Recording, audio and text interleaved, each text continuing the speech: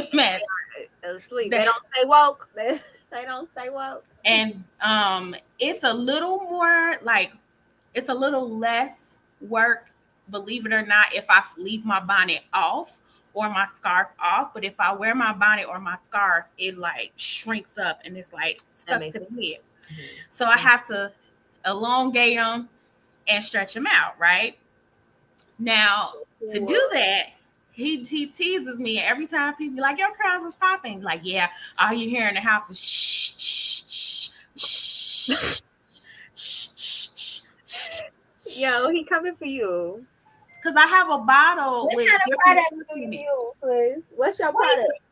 So right now, I'm using the main choice. I use several different things out of the main choice. So I use the gel that I use is called 24 karat Egyptian glistening gold gel. Oh, okay. You fancy. That sounds fancy. And I'm All you right. know, and I ain't I've heard been that one. I've been rocking tough with this gel now for about it's been about 3 years. I started off with my natural hair because I've tried to go natural like several times. This was my probably fifth attempt to go natural, and I always ran back to the cream and crack. And I was like, this time I'm not doing it. I was like, I'm gonna stick with it. I'm not gonna, hey, Uncle Gino. I was like, I'm Hey, sticking with it this hey. time. I am not gonna give up with this whole natural thing. And what really prompted me to do it is I had found a lump in the side of my neck Mhm. back in 2016. And it was really small at first. And they were like, we're just going to watch it. And then it grew from the size of a pea to the size of a golf ball. They thought it was like smaller than that until they went in to remove it. And it was way bigger than what they thought. And I was like, you know what? I'm going to let it go. I'm going to let the perm go and I'm going to go natural. So that's what prompted me to stay with it. I wore braids for about a year and a half straight and then started cutting the relaxer out. And so finally I was like, okay, I'm going to try to embrace this natural hair Do you thing. feel a difference? Huh? Do you feel a difference? It has not grown back. So it got removed in 2016, in August of 2016, and it has not grown back. I went natural in 2017. Okay. So it hasn't come back. So I'm like, okay, maybe that had something to do with it. So, I haven't had a growth there since. And I was like, I'm just going to rock with it. It's a lot And harder, your curls are so cute. I don't even understand. you know, because curly hair is very emotional. It's And emotional. I That's the didn't first time I heard that realize one. it. Okay, it's Yeah, emotional. I have no other way to describe it. It's Okay. very fragile. And I think a lot of people just see like the pop, but I have breakage a lot. Mm. Um, it's very dry. And so because my hair, curly hair when it's dry is super fragile, keeping it moisturized is a job. I have to wash it and then it's very thick and it's long. Like a lot of people have no idea just how And long. then them inches. Look, it's really long. So Them this is just the shrinkage. It's a lot of work. It's a lot of work. And it's stressful sometimes. Sometimes I'll be like, oh snap, I'm feeling these curls. Other times I'll be like, we need some braids, we need some protective style, we need something. I'm about to shave it all off because Cause it right gets now, stressful. sis, I'ma let you know. She juicy. She She over just there. She over there popping. I ain't I gonna put my lie. Soul Glow mix in today before I hopped on here. I was like, shh, Right, right. I'm feeling the soul glow. I feel the glow from over here. Okay, that's that 14 karat gold. All right, 24 karat magic over here. That glistening gold gel. I'll share what it looks like at the end of the show. People ask me a lot what products I use, and I use that gel. I use like vitamin E oil, flaxseed oil. When I deep condition, I always put aloe vera leaf in there. I take a natural aloe vera leaf.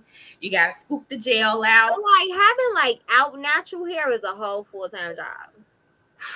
You gotta have wash days. You gotta have moisturizing days. You gotta set aside hours.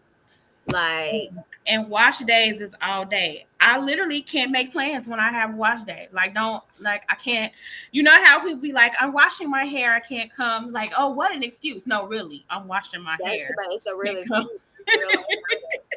Girl, I had like it was years ago at this point, but I had a massive fro. Like it had a life of its own.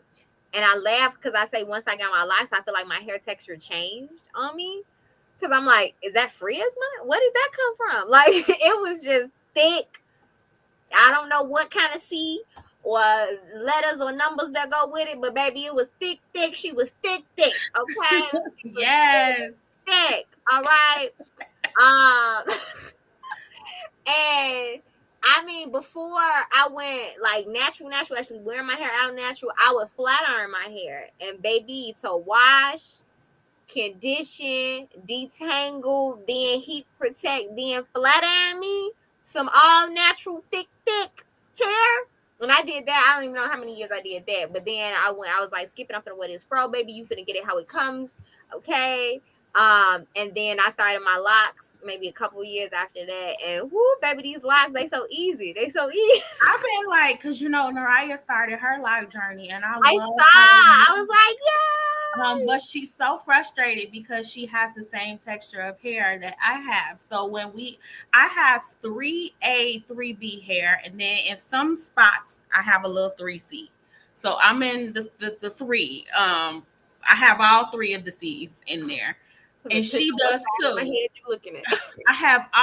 I'm mostly 3B and like some 3C, but I have a couple spots where it's like so fine, like it's almost straight. And she has that problem too.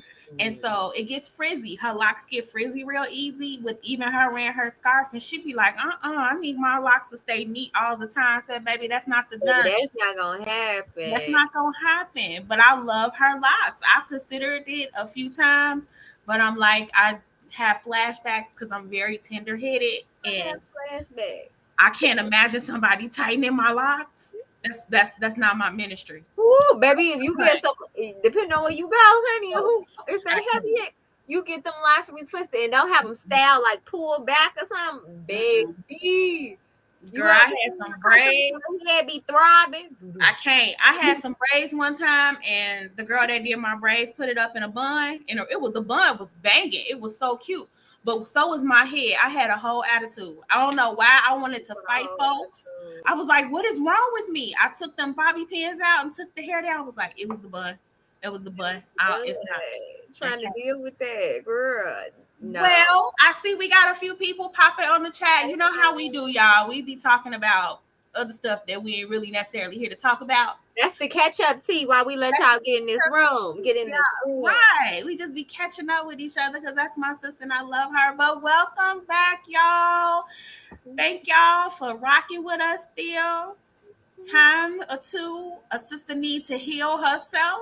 Yes. And rejuvenate so we could do the work. So we are back to our regular scheduled program every other Wednesday, starting this Wednesday.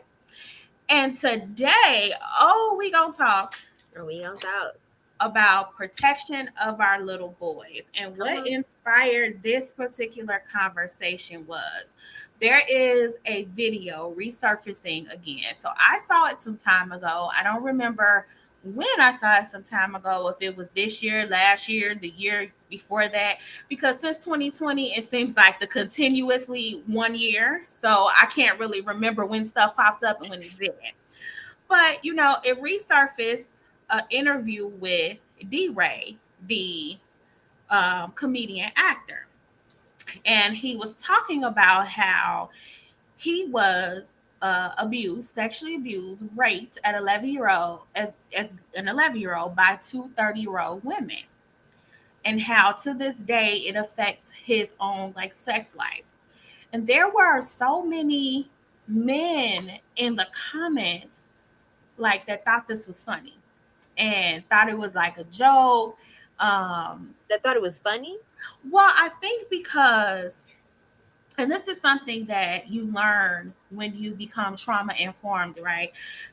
Everybody responds differently to trauma, right? Some of us are knocked down boohoo criers. We our trauma cripples us.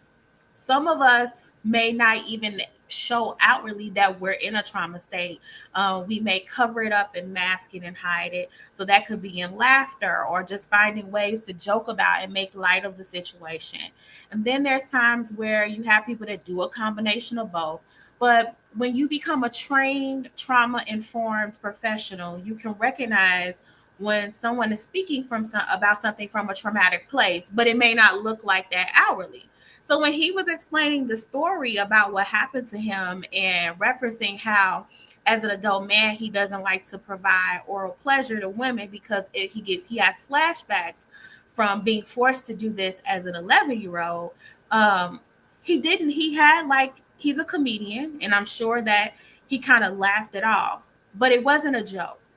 And it really prompted me to want to talk about this as the mother of a son who is 11. Like, my son is 11, he'll be 12 next month.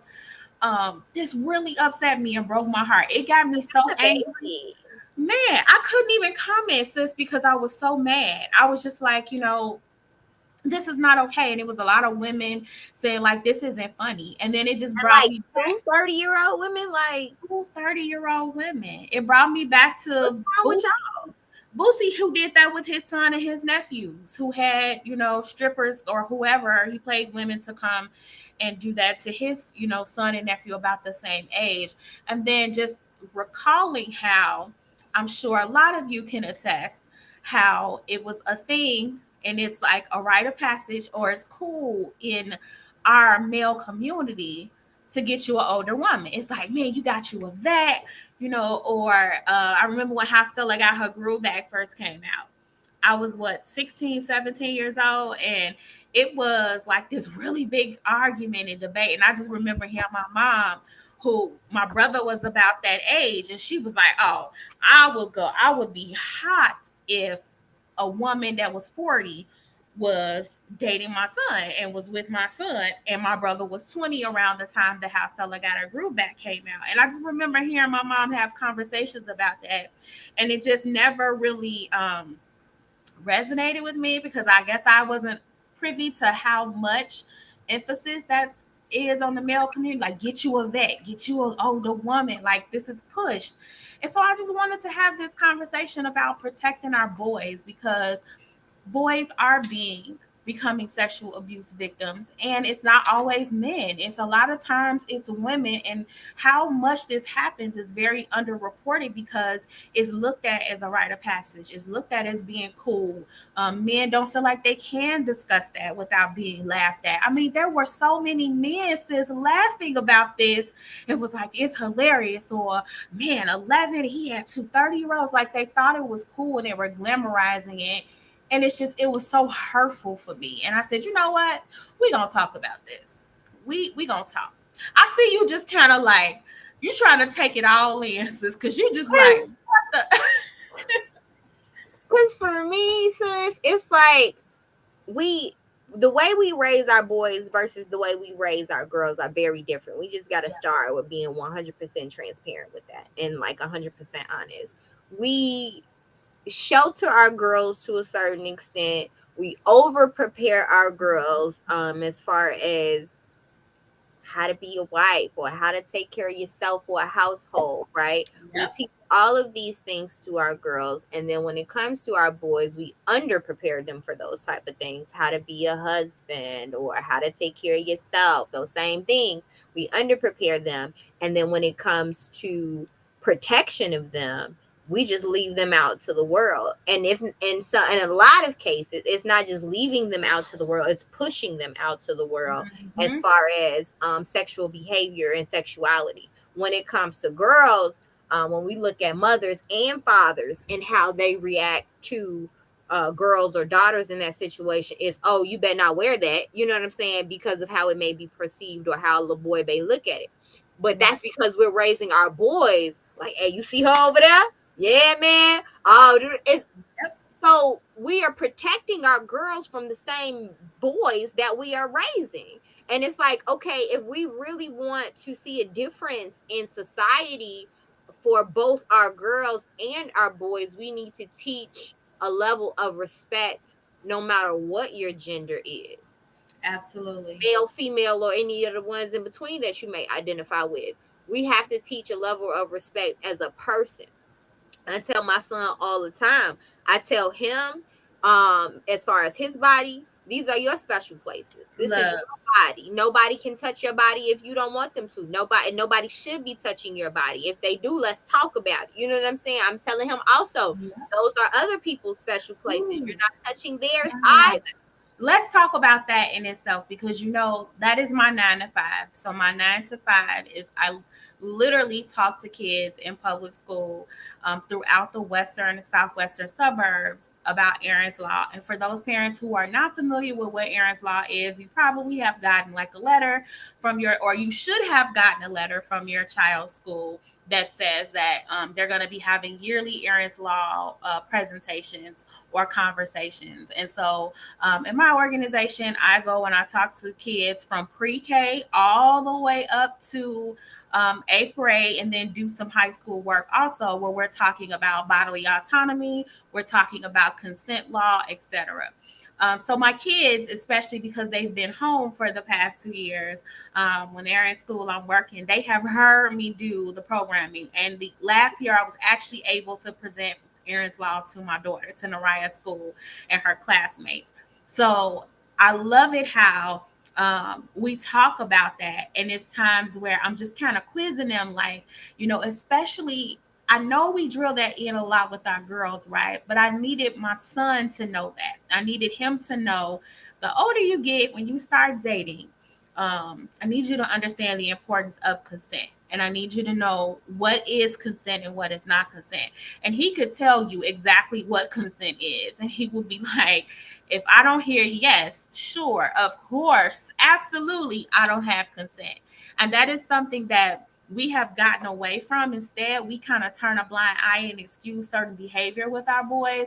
And I found it always interesting that we take like the responsibility away from them when it comes to that. And that is something we need to not do for their protection too. And I don't think we look at it like that, because there are times where they may find themselves in a situation that could ruin their lives, right? So, I want him to know, as he gets older, he's a teenager, if he's at a party or when he's in college, if you are someplace and that girl is intoxicated, that is not consent. She cannot give consent. Even if she says yes, she is intoxicated, and you want to say no, and you want to go the other way.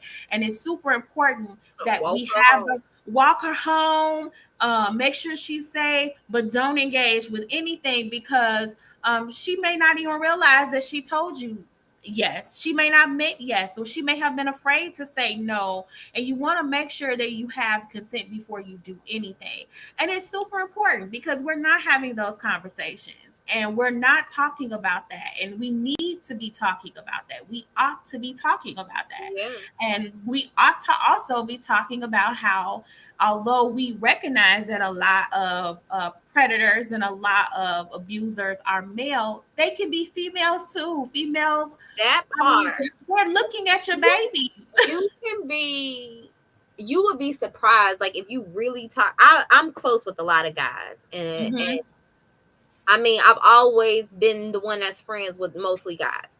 Rarely have I had, just probably recently in my life, have like a circle of girlfriends, for real, for real. Don't know why that is, don't ask me. I'm the cool one, I guess. But I've always had guy friends, and they always feel comfortable to keep it real with me. And you would be surprised, once you really start to talk to a man, how many of them have been placed in that situation as a young man. Yeah. I was just talking to a friend of mine the other day, and he just told me the same situation. He was about maybe 12, 13.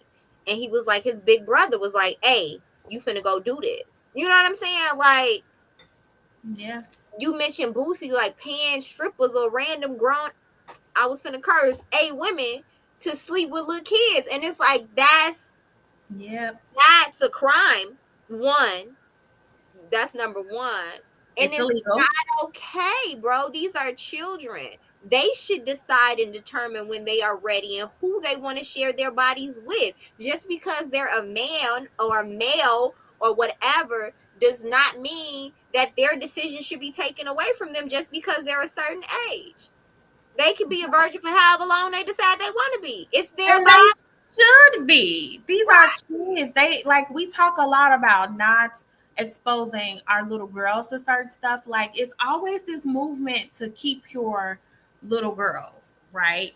To make sure that, like you said to your point, they're not wearing certain things. They're not putting themselves in situations where they can be sexualized. But we never acknowledge that we do that to our little boys. I remember being someplace once and Kyron had to be like maybe 4 years old.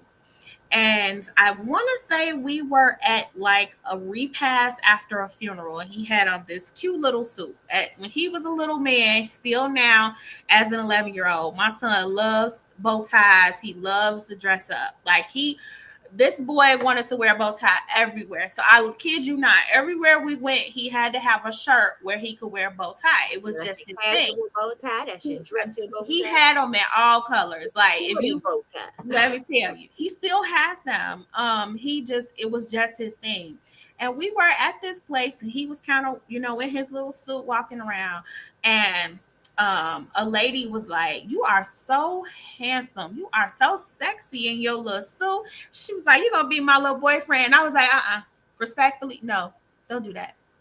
He don't even know what sexy means. Don't say that. Why are you using that type of wording with a child to begin with? Oh, Sexy? I was hot. I Sexy was though? You I can say, oh, was he's so cute. Right. Sex. Exactly. That's what I'm saying. Sexy I though? was The hot. wording. The wording. It's like, okay, they can be cute because babies are totes adorable. They're just super cute. That's it. Even handsome. Okay. It Oh my could God, you're be so handsome. But you sexy? so handsome, you look so nice and neat, you look so cute, but sexy, and you gonna be my little boyfriend. I said, no, he Like, not. then she No. took it a step further to say the boyfriend thing. And it's like, we got to talk about protecting our children for real, y'all. And Right. we got, Right, Yolanda. baby, Yes. baby. I was And so then angry. there's a lot right now also about like protecting our children, and y'all know it's Pride Month. Shout out to everybody celebrating Pride. Yes. Um People talking about like grooming and different things like that. And it's not just for LGBT communities. That may be a thing in that community.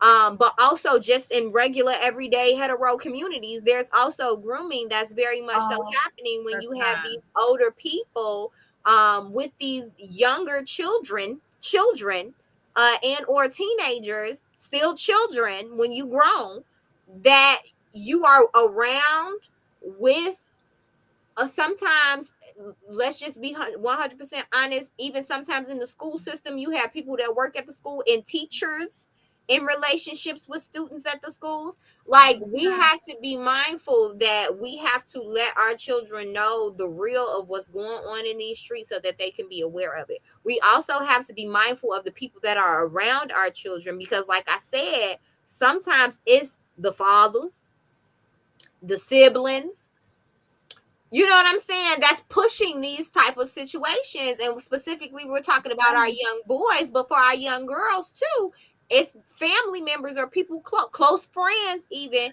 that's in these cousins Let me that's drop in some these quick stats situations. about sexual abuse. That's super important. 97% of the time, okay? In 97. certain 97% of the time in certain age ranges, the abuser is someone that the child knows. So this is for like our little ones. You have to think about who we leave our little ones to, because we're not just letting them be, out and about. So 97% of the time when it's like an infant up to like age 5, it's someone that the child knows. 93% of the time outside of that, the abuser, the offender is somebody that the child knows from age 6 and up. It's always somebody that they know. And here's why it is important that we understand that. There is no sex abuse without the grooming process. The grooming process has to happen, and the grooming process has 7 steps. So I have been thinking about having a "Oh We Gonna Talk" that's just talking about Aaron's Law and sexual abuse, because it's happening so much. And what people don't realize is that um, it's happening from kids on kids. it's happening from house getting too serious and it ain't house no more. And so we all look into our past and Come we on, actually think about it. We all have had a bout with some form of abuse that we should not have had. And come on. so until we start addressing these conversations and really talking about it, we're going to continue to be caught in this generational circle of abuse and us being healed and being better because we're overlooking a lot of this, right? And so to have people think that it's some sort of normalcy to have little boys and this is a rite of passage for them. And I have to put that It's in quotes. sick. It's It's sick. sick. It is sick. An And 11-year-old, a 12-year-old, a 13-year-old. These and just are think about babies. this. Think about it from this. We wonder why we have gotten so far removed from the power of intercourse, the power of sex, right? Because we're more than likely being introduced to it in an unhealthy way. Dramatic way. So it does filter into adulthood when we're trying to have those intimate connections with folks. Half of us don't know how to have them in a healthy manner. I've Mm. talked to so many men that um, have that struggle with their mates, where their women, their wives, don't enjoy intercourse because there's trauma linked to it. And I'm Mhm. sure there's a lot of men that struggle with that too, but they're not given the space to talk about that Come on, because come of on. conversations like what just happened with D Ray, what happened with Boosie's son. It's like we don't address it like that, and we don't allow for men to be true in their own survivorship. Men are survivors too, and we don't allow them to be survivors because it's not masculine enough, or you can't force a man to do certain things. But Or the see, thing that's I the hate the thing right most, there. Oh, go ahead. What you hate the most? I was gonna say, the thing I hate the most is that we're just built different. Men are just built this way to be sexual creatures, but not at 11. But no. No. The thing is, if we're gonna be 100% honest, we do know that males have high sex drives. Absolutely. We understand that. Get it. Checked off the box. Let's move on. Okay? We understand that. But we need to also understand that women have high sex drives too. And half of Look, them ain't really getting pleased like they need to be pleased out here in these streets. look. Let's be 100% honest. And that is talking about adults. You understand me? When we talking about these babies, there are steps that need to be set in place, education and information that needs to be set in place before any body parts are touching anybody else's. And Yeah.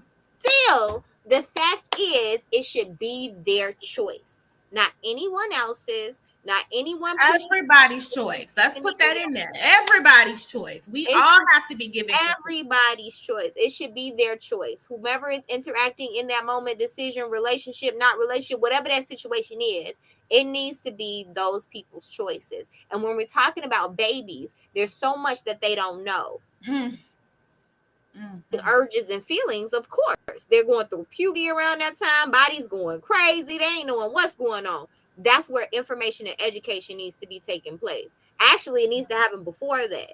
So once they go through that, they'll have some guiding factors. I'm gonna say it Now that again. we're there, the thing is, if we keep forcing we right now we're talking about our young men. If we keep forcing our young men into these traumatic situations at very early ages and thinking it's a rite of passage and creating a malehood bond or whatever the shenanigans in people's heads is rationalizing, if we keep allowing this, those young men who have been through that traumatic situation. And some of them, the sad part is that they still don't realize it's a traumatic situation. The They other don't. part are very adult now and they do realize that it's a traumatic situation, but it's so common in their communities that it's just like, well, it's another thing that happened. It's so common, and then there's a shame in saying that you feel like you have been victimized, that you feel like you have been violated because it's not masculine enough. And we need to stop this now. This is a generational cycle that needs to end. We need to Absolutely. really, really get back to understanding that All of our plights matter. Like, we all are being victimized in so many different ways and a lot alike. And because we're so hyper focused on my pain being greater than your pain, we're not healing and not connecting, not empathizing, not moving forward. And we need to cut it out. I mean, just the sheer amount of people I saw in those comments laughing at the situation. One person was like, suck it up. Like, 11, 2:30, or were they bad? Like, they were asking, would they look good? It was just like, this is not. At 11, that person doesn't know what's bad or good or any of those things. We are expecting our children to grow up too fast. That's one thing. This is beyond expecting them to grow up fast. This is about how we need to call ourselves out on our shit. I'm gonna go ahead and curse, and I'm gonna say it. We need to call ourselves We out, gonna hold tell. ourselves accountable of our shit, because when we hear about this happening in the Catholic Church, when we hear about this happening in other entities and other places, we're outraged. But we need to have that same level of outrage when it's happening from people that's skin folks. And we need to make sure that we are not contributing to it. It And is not you okay. gotta say something. Squash that noise. Talk to these young men afterwards and try to help them through what they just experienced. Because I doubt highly that the person that threw them into the situation or co-hosted in whatever way is talking them through it afterwards. Now they just had this very sexual experience for the first time, and who they talking to about it? Because they ain't finna go talk to their Nobody. parents. Right. Nobody. I mean, he was sitting there explaining how, as an adult male, this is something that's really hard for him to do as a result of having this experience. And we're laughing about it. But that's not okay. And even if he's not crying and he's not weeping and him recounting what happened, it He's is not a time. He's affected. He is traumatized about that. And we need to not see the grown man, because when trauma happens, we essentially get stuck in the time space mentally of where that trauma happened. so So he for him, he can't participate in certain sexual activity because he's locked in to what happened to him at 11. And we need to see that little boy in him. And we need to help him and provide a safe space for all men to say, you know what, I was hurt in this way. We wonder where all this aggression is coming from, where we have lost this connection for each other's humanity, right? It starts in that. If someone is telling you that they're hurt, that they're injured, and you make light, you laugh, you don't accept that it's a real issue, can you imagine the type of pain that you're causing? It's like cutting them twice. right. It's cutting them twice. It's How can sticking someone your heal finger from in the that? wound and twisting it. And it's just, it needs to stop. All children need to be protected from this type of stuff happening. And as a mom of a little boy at 11 years old, I was sickened to hear this story. I mean, it truly upset me, sis. I was like, you know what, this is not okay. And I can just recall when we found out that Kyron was a boy, they were like, "Oh, it's gonna be so much easier for y'all this time." And I was like, "What is the easier part? Part the It's so much person. easier raising boys, and it's not. I worry about the same And things the for my son thing that I is, worry about for my daughter." when people say stuff like that, I saw a post and I believe I shared it. But what they're really saying is you can care less. You can guide them less. You can protect them less. That's What what they're I hear in really that, saying. what I hear in that is, if they get pregnant, you don't have to deal with a pregnant daughter, which is really where the root of that conversation comes from. I So don't all even of that is around pregnancy when we're talking about a I baby being I born. really feel, and here's why I feel that way. As a young woman, I can't express how many times I have heard in passing conversations about the fear of daughters being pregnant. I've had conversations with other women that have heard about the fear of being the daughter that got pregnant. Can Because we if you just look, stop looking at pregnancy as a yes, disease or a curse upon a plague upon the world? Like or that's how we as the populate the be planet. all end all of life. A lot That's of what people sex look is at for. pregnancy, they Sex look at pregnancy and as the race, end of everything. populate planet. That's what it's supposed to do. Yeah. That's what it's supposed to do. And it's not the end of that person's life. It's not the end of that relationship. It's not the end of Yeah. nothing. It's actually the beginning of a whole lot of things. Okay? So can we Yeah. just stop? I don't know if I mean, anybody needs to hit this, because if y'all it need to makes hit it difficult. The younger you are, the harder it is, and I will attest to that. I will say that, and I wasn't very young. I was 23 when I became a mom, it, you was and wrong. so I was grown, but I wasn't where I wanted to be at life. So accomplishing those goals was a lot more complicated. But girl, Trying you to, got 13 degrees. You ooh, got you know what, and it was very difficult getting each and every one of those pieces of paper while trying to care for a whole nother human being. And I won't deny that. I won't take that away, that it is a lot more complicated trying to settle yourself but and get it's to a spot. doable. But it's doable, and it's not the end of your role. It doesn't have to be the end all. And there's such a shame that we have in the community, although I think that has teetered at points, because now I think that we too far to the other side too. It's like, it's like we got to find that happy medium. But at one point, it was so shameful to be the young mother, right? To be the unwed mother, to be the teen mom. And so we put a lot of pressure on our girls to not be in that situation. So it was this fear of, oh God, if she gets pregnant, we're going to all be responsible for this baby. And I think that that's problematic in itself, because as a mom, I expect for my son to man up. Period. So if he were, if she's not pregnant, you guys are pregnant. You are pregnant Y'all together. included. Two So of I y'all would, need the baby, so two of y'all in this together. y'all are in this together. I would expect for him to be at every And single if appointment. there's a parent out there who doesn't feel the same way, who has a son that has a child, then you need to check yourself, because there is no out. Two people had the baby, two people gonna take care of the baby.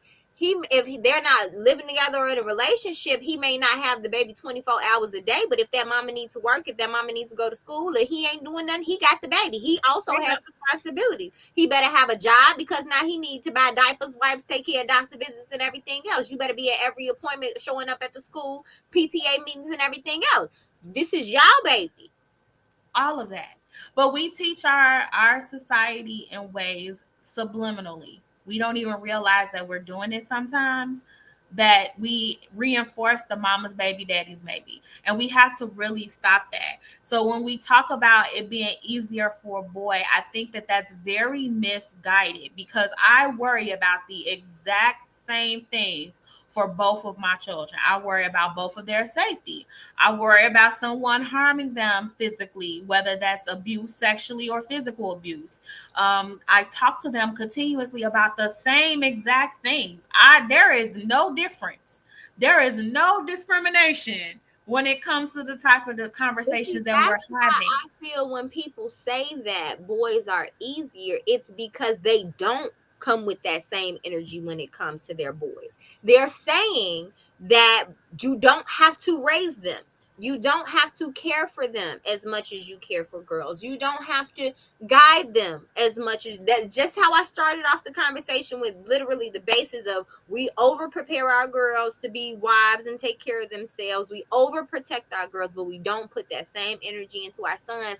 That's what I hear when people say, oh, boys are easier. So you just leaving them out to the wind. You Just just leaving throwing them them out out. to the woods or pushing them out to the woods.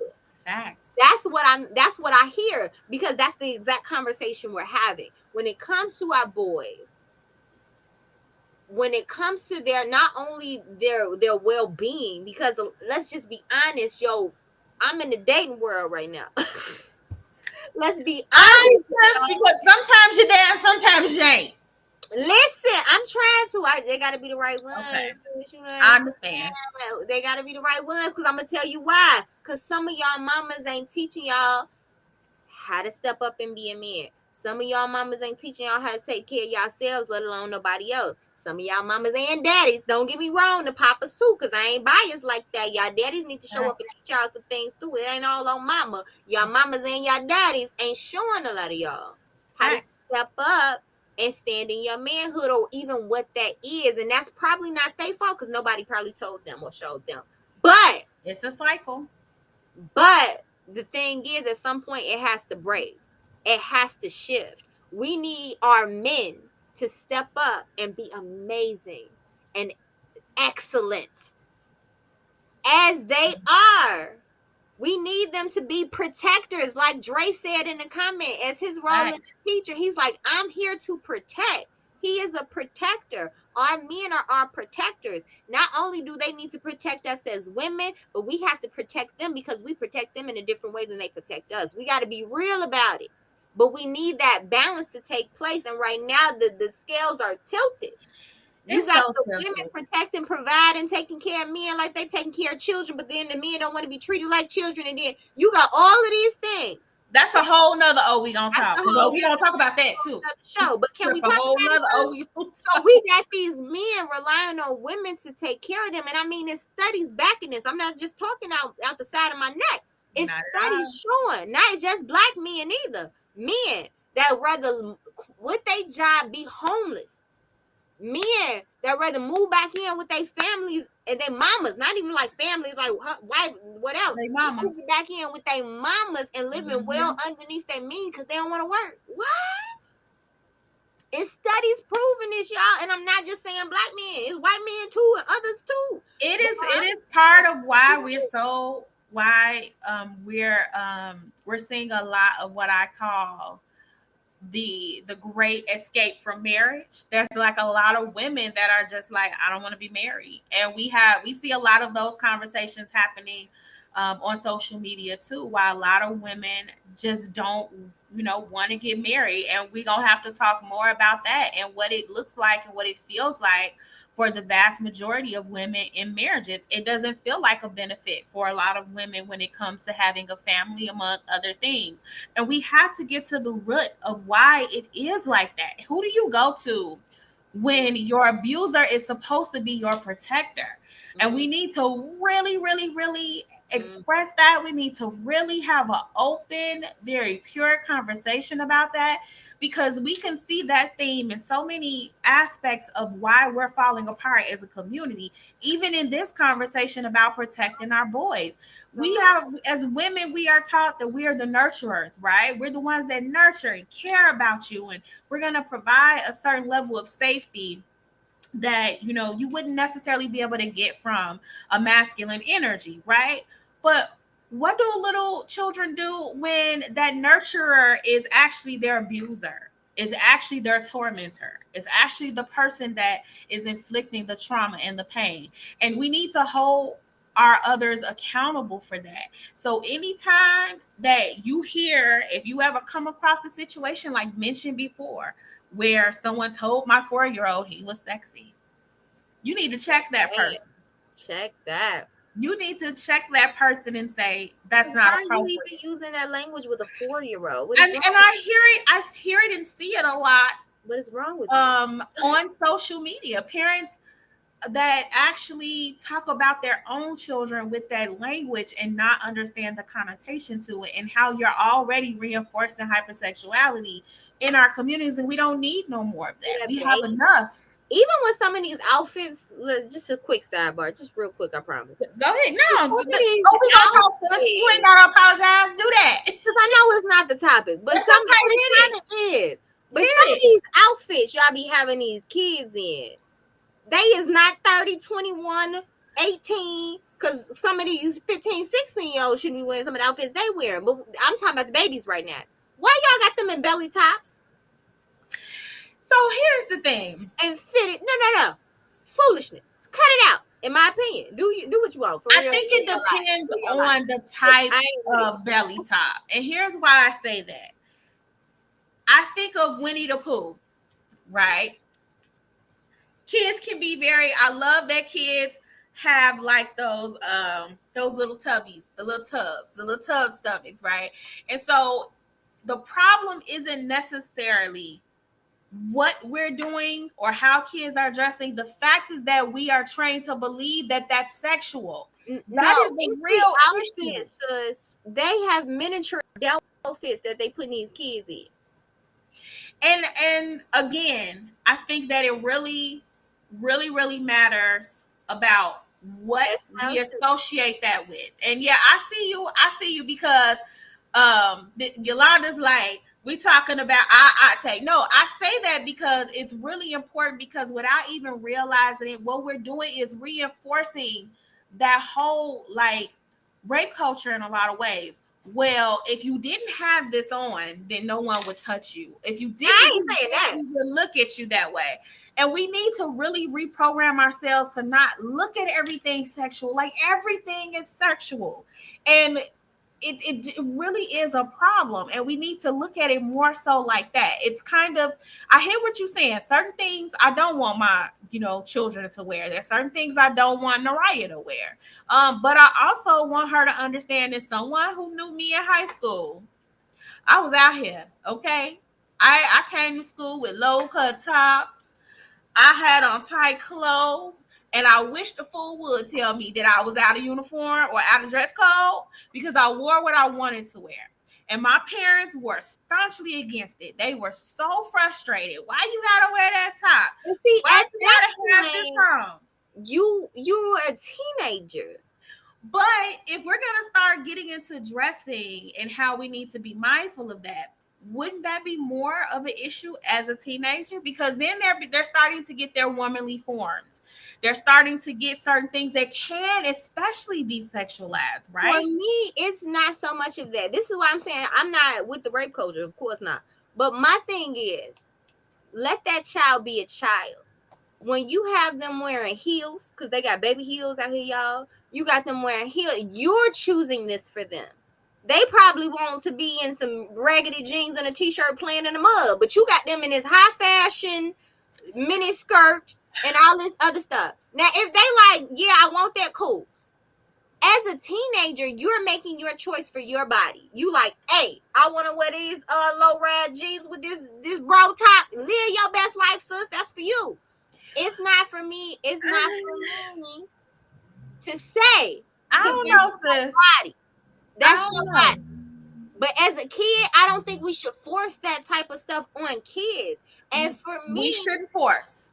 we shouldn't We force shouldn't that type of force. stuff on kids. Let them kids be kids. Now, once they get older and you want to do your thing, do your thing. I do your thing. And I also believe should nobody be touching you if you walking down the street bucket naked.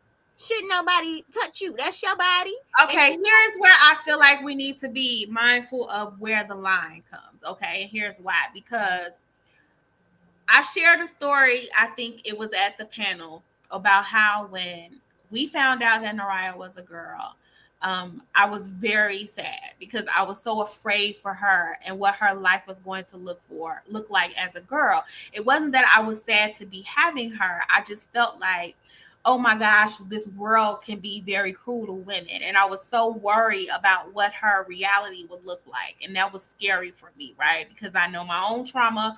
I've watched trauma in my family, etc.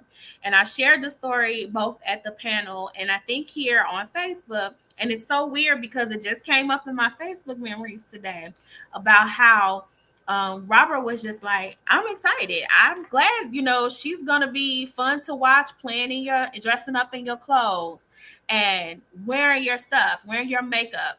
So when Naraya was a dancer, when she was doing dancing, they put full makeup on. They have these costumes sometimes. And I got into it with a couple people because they were like, oh, it's just too grown. And it pissed me off because here is why. I saw a child dressed up and having fun. That's what I saw. And I remember taking these very beautiful pictures of Naraya one year because I was in awe of just how pretty she was in this one particular season of dance. It was a Bollywood theme. So they had, and mind you, She had on a shirt. Her leotard came all was a turtleneck. It was all the way up to her neck. All she had out was her arms, but she had full ombre lip because I did her makeup, and she was stunning. And she was doing the different Bollywood poses, and I loved it. And I started unfriending folks because they were saying, Yolanda saying, I remember it. And she had a red lip. Yes, she did. She has my iconic red lip. And I just thought she was absolutely beautiful. And she thought she was beautiful when she saw herself. It was dress up for her. It was dress up for her. And I started unfriending folks because they were like, oh, just too grown, just too, oh, she just looked like an adult. No, she looks like a kid dressed up. And if you see sexualization in that, you're the problem because she didn't feel sexualized. She was like, my mom wears lipstick. Mom, my lips look like yours. And so they want to emulate who they look up to and who they admire. And we have to be mindful of drawing that line. Like, kids are gonna dress up. Who didn't have some of them slippery ass play heels? I had some of them play heels where I bust my butt a couple times. Come on, since you know you would have had some of them cheap plastic I knew heels. I have no. I am no. But I'm not talking about dress up, sis. I'm not talking about even your daughter having that amazing experience with dance and performance and, you know, makeup and stuff like that. I'm talking about everyday outside attire.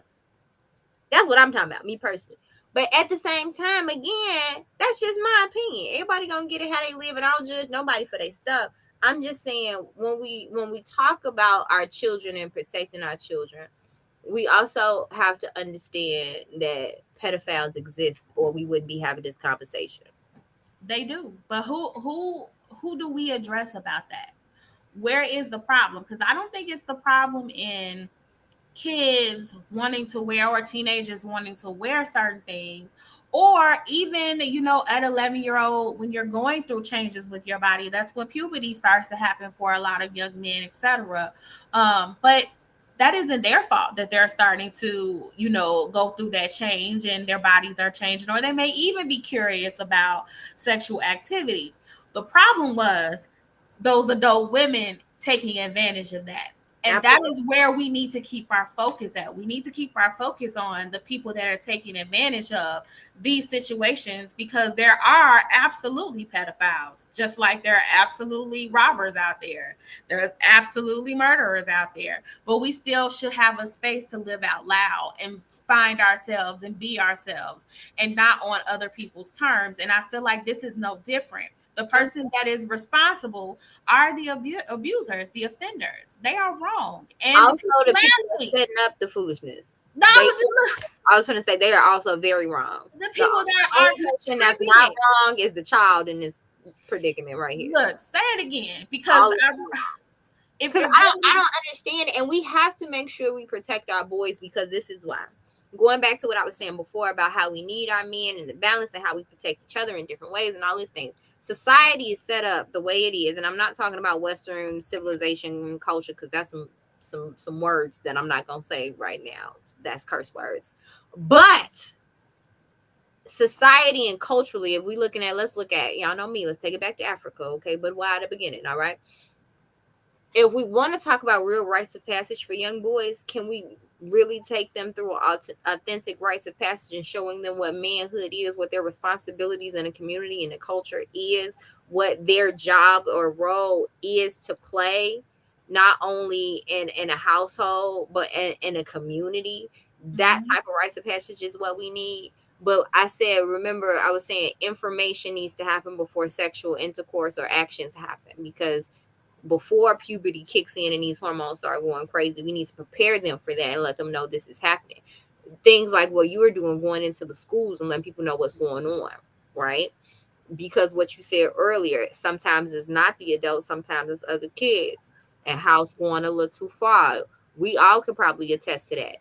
We all could probably attest to that in different ways and more ways than one, because other people have been introduced to things before they time, and so now they're introducing it to other kids. So it still started with an adult or someone older. I was gonna say that don't it always have to be an adult? Sometimes it could be a teenager. or someone older Someone introducing older. me to younger people. And so we have to be mindful as a village and protect not only ourselves, but our babies from this type of behavior by Mm. educating them at the door. So if some stuff start popping off, they not continuing on with it like, oh, we just playing. No, no, no. No, you're not. This is your space. If your space and your lines are crossed, you need to cut it immediately and go find the nearest adult. You need to know, go and tell. You That's hear what me? you need to do. You need to know, go and tell.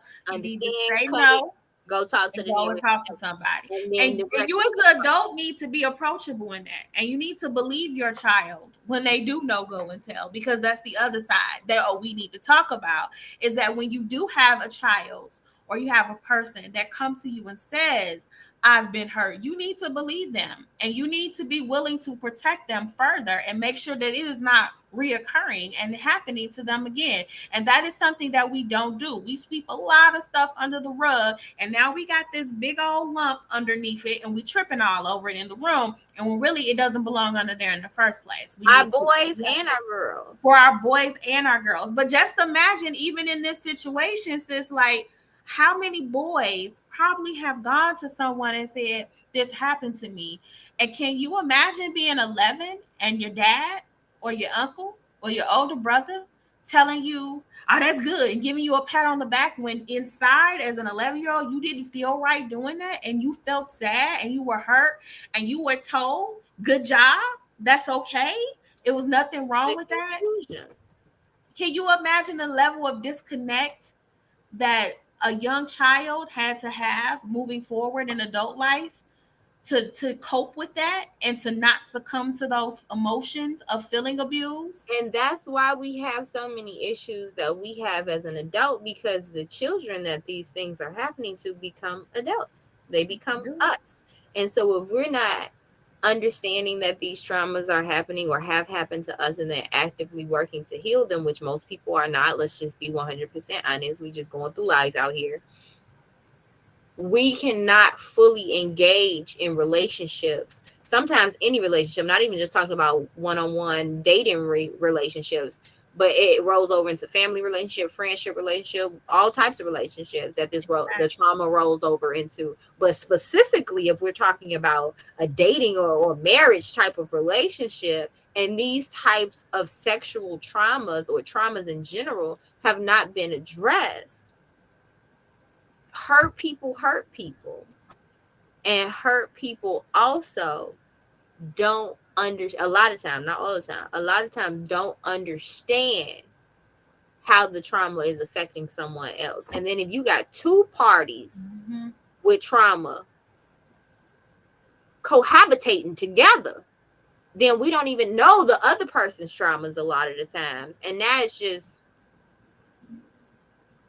whatever this is in words. It's all over the place. Yes, it's a mess. You know, it's a mess. It's a mess because if we don't understand our traumas, we can't tell our partners. And the thing about active healing is it's always going to be an active heal because you ain't never completely healed. But if you're actively healing, you understand this is a problem. Like he came out and he said, I can't do this to this day as a grown man. He's actively healing. He has identified the source of trauma. He has identified the trigger of the trauma, and he can articulate that. That is a good place for him to be in, where he can say, hey, this is what happened to me.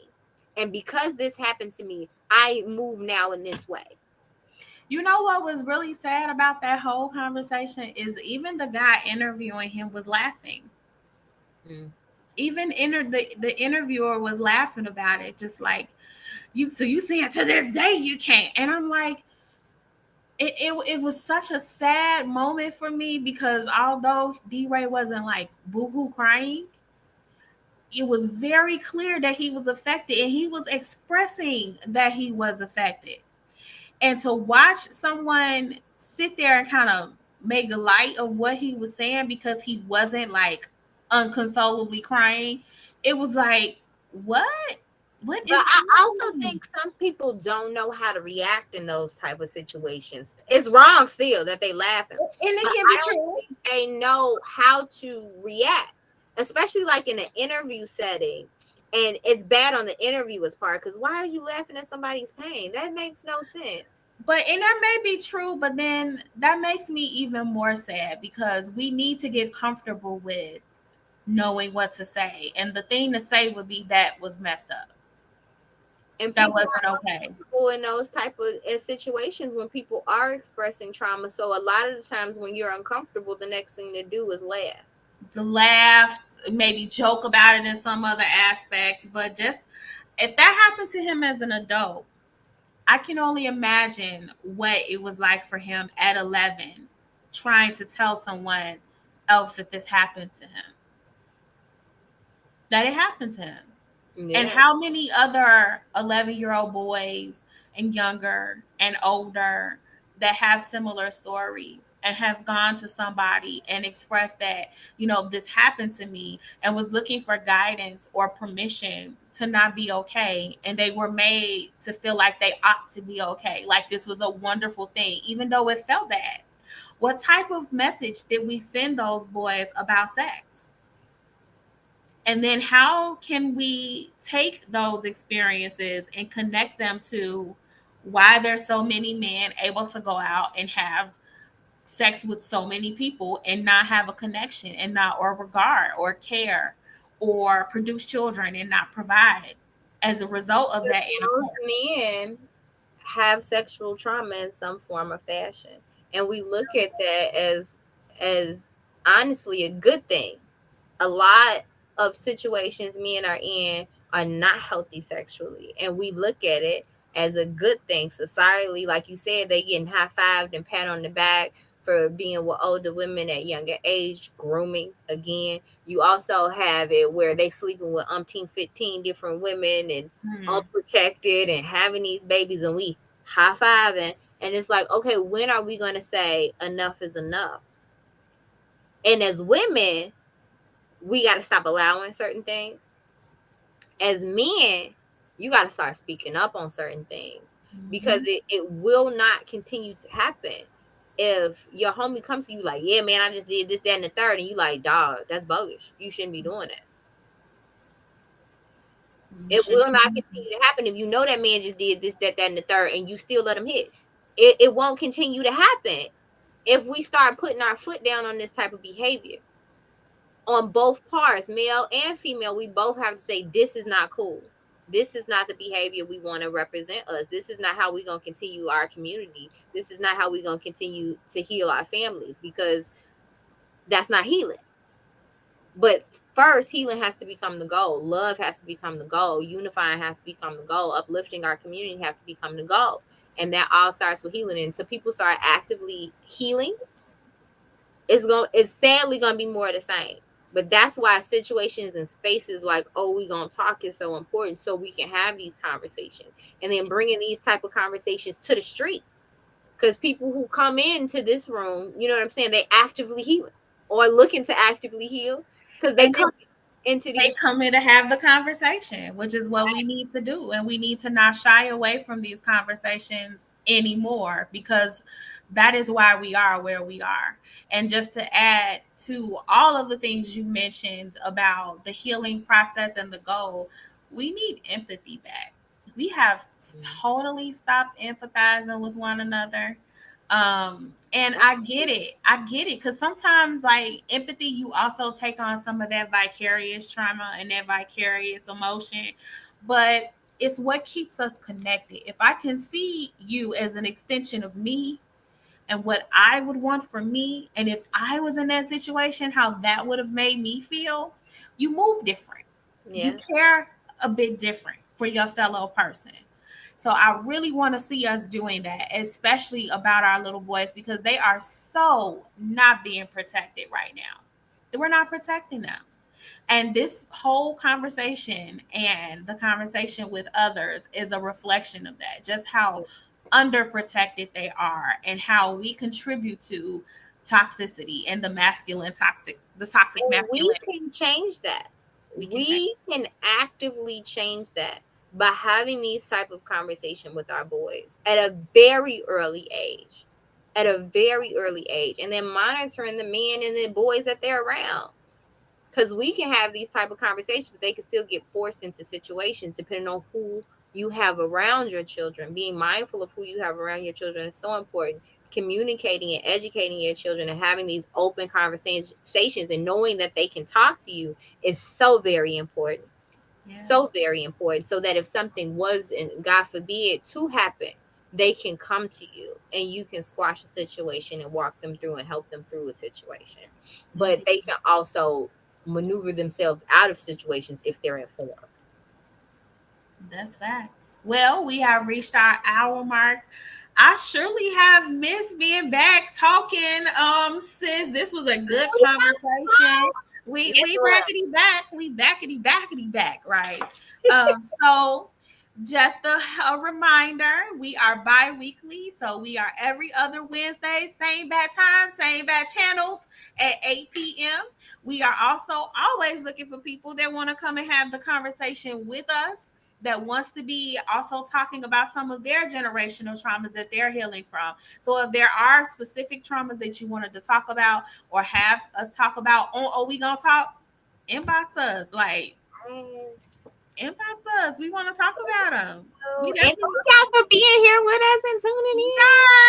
yes, and just being patient with your girls, because especially your girl, because I have to do the healing work on myself, because this is also about providing a healing space for y'all. And I can't heal you if I'm all messed up and my energy all funky, right? We have to make sure that we're having a safe environment to have these conversations.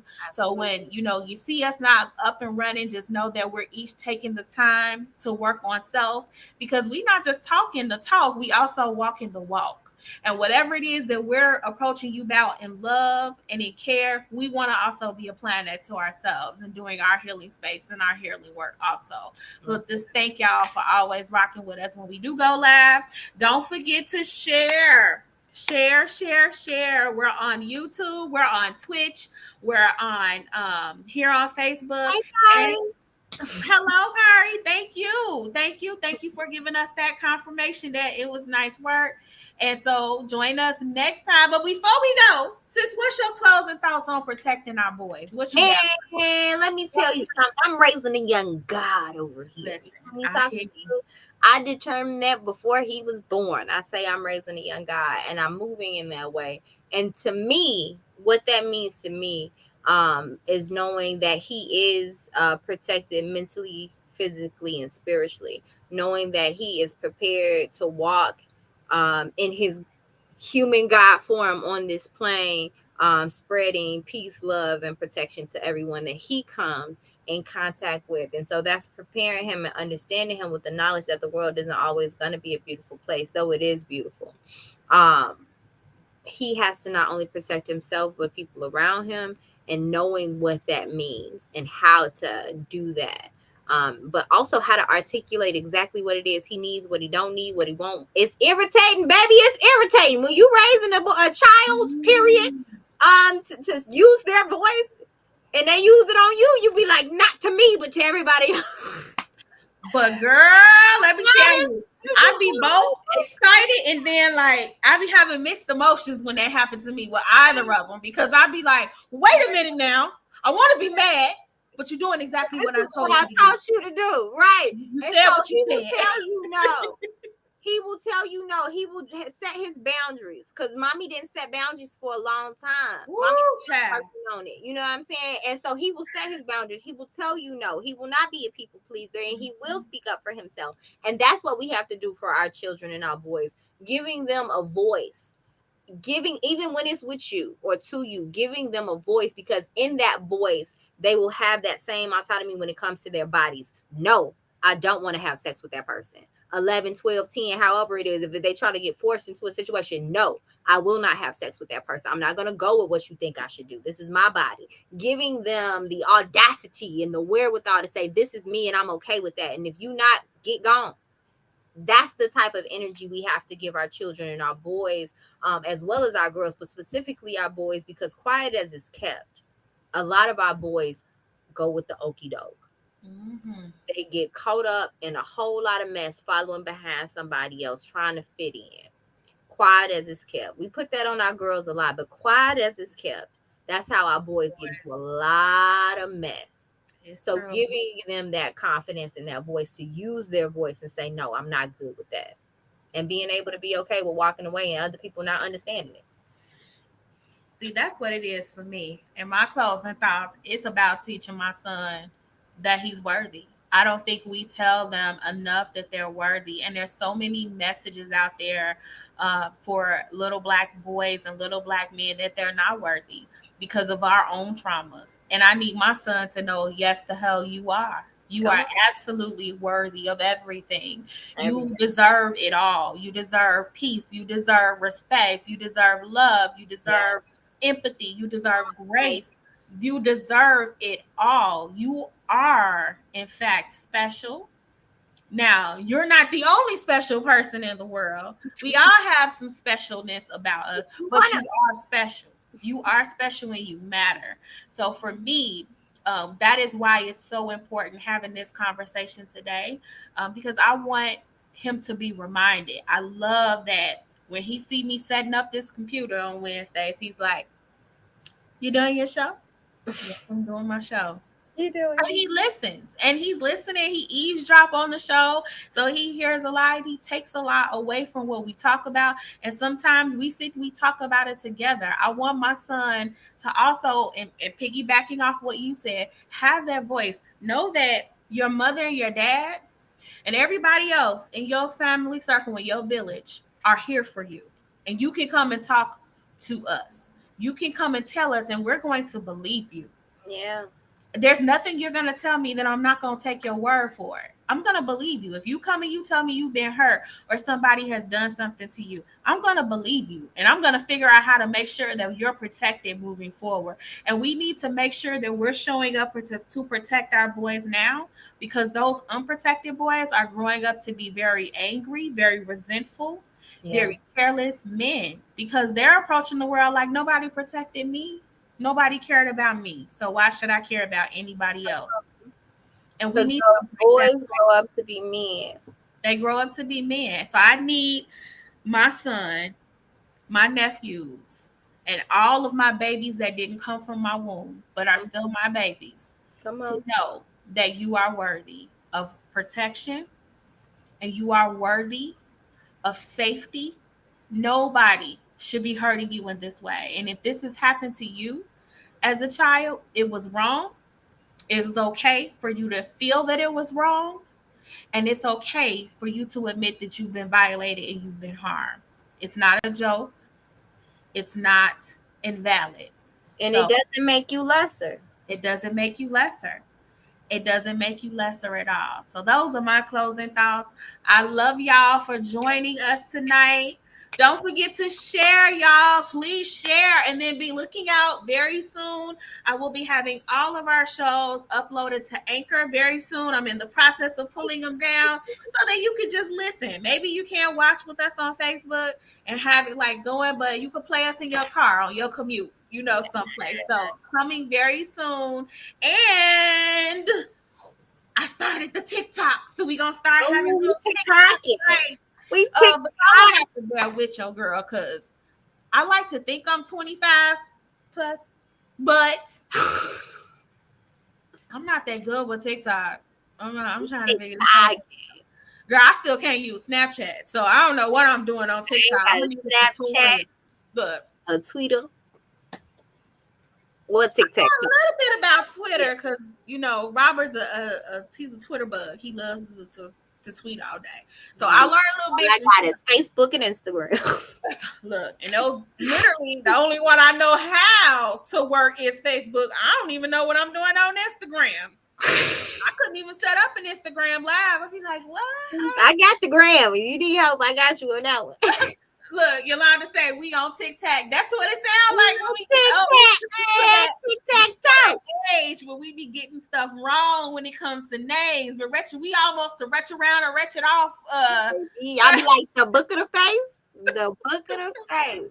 People be like, Lord, yeah, I'm old, y'all. I'm an old Look, young person. we we get there. We get there. We love you all. Again, thank you for joining us. Don't forget to share. Join us in 2 weeks from today, y'all. So that's gonna be July 6th. Well, we're gonna be back to talk again. And perhaps soon we'll be getting back to the weekly, but we're also trying to balance. Nat be out here doing so many community things. So rock with her when you see them because she tagged me and everything. So I don't want to hear nothing about you ain't knowing what's happening. So you see it. You see me. You see what's happening with Melanated And in y'all, America. if y'all not on the Oh We Gonna Talk group, slide over in the group. I'll be also dropping things in the Oh We Gonna Talk group. So y'all stay up to date on all things Oh We Gonna Talk, okay? Because we Oh, gonna we talk. gonna talk and Melanated in America. Now come on, sis. Ew, Melanated in America. I Y'all, know. if I get y'all it. did not see the exhibition, it was amazing. It closed already. You missed that. But it was super dope. And we're still filming the series, but it will be dropping later this year. And this just in for the Healing Academy. Y'all make sure y'all go follow that too. We just dropped our gala information. So the gala will be October 15th. Y'all make sure y'all get y'all tickets. Go to wehealheal.org. And we're doing awards. So if you guys, we do awards at the gala in our 6 pillars. So if you guys know anyone who's doing amazing community work in any of the modalities of healing, that social emotional learning, that's spirituality, that's literacy, that's art, health, any of our 6 pillars, which are listed. Y'all make sure y'all check that out. We Yes. heal everywhere. Just we heal. We gonna come up. All right. The Healing Academy, because we want to honor y'all. If y'all doing dope work, we Wait a want to honor minute. y'all. I gotta say something. What up? Because I know that Father's Day just passed, but just a couple weeks ago there was an amazing heart-to-heart conversation from sons and fathers, and I'm gonna need y'all. Like, I've shared it a couple times. It's definitely on the pages to go and check that out It and was so replay beautiful. that. It was so good. And we really love conversations where we're talking about this, because they're doing a lot of the talking that we do here, where we're talking about those generational traumas and reconnecting. Because if we my mission is to do anything else, it is for us to be connected across the generations again, because we are so disconnected. And that is how we're going to really heal, is leaning on each other. So please go and check out past shows from both here, Oh We Gonna Talk, and the Healing Academy. Also had some heart to heart for Mother's Day and just other conversations. So go back and run those back and watch them, because there's a lot of jewels being dropped in those. So I just I was want crying on both of them. I ain't gonna lie to y'all. look. It On was the Mother's Day, really you saw me crying. On the look. Father's Day, I was trying to stay off because it was about the daddies and the sons. It was so amazing. I had to I got on right at the end to be, I love y'all black men, but I gotta go because I'm still crying. Like, it was so beautiful. I mean, and it's so necessary, and to have that vulnerability, because men aren't really allowed that space of vulnerability. So anytime that we have an opportunity to see that and to absorb that, it's hard for it not to do something to your spirit. If it ain't doing something to your spirit, then we need to do some more Oh We Gonna Talking, because it should be doing something to your Spiritual spirit. resuscitation. It should listen. Another Oh We Gonna Talk conversation needs to be The Walking Dead, because it ain't zombies.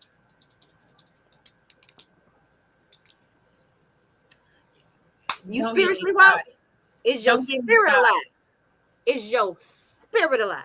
It's not. We It's got it's a lot of spiritlessness walking around here. But we gonna talk about that.